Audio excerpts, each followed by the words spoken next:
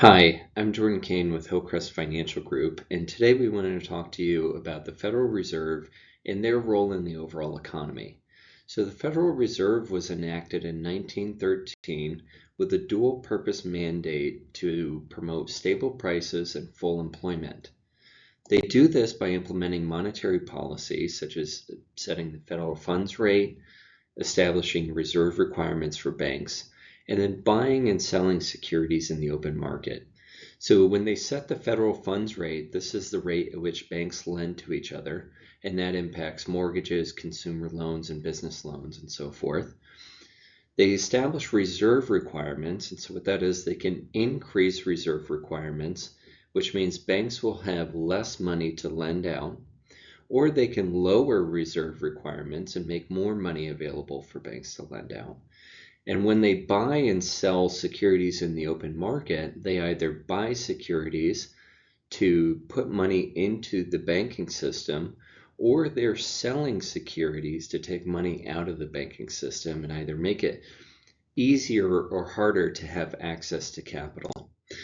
So this is used throughout the economic cycle. When the economy is weak, the Fed will lower interest rates, reduce reserve requirements, and they might start to buy securities in the open market to help stimulate growth and make it easier for businesses and consumers to access capital. This can lead to high inflation. So when inflation's high, the Fed will increase the federal funds rate. They may increase reserve requirements for banks and make less capital available for lending. And they may sell securities in the open market to take money out of the banking system and help put downward pressure on prices. So this can have both positive and negative effects on the economy. When the economy is weak, the Fed can lower interest rates and put money into the banking system, which makes it easier for businesses to access capital, and this can help stimulate economic growth. On the other hand, if inflation gets too high, they can raise interest rates and start to remove money from the banking system, and this is going to help promote stable prices.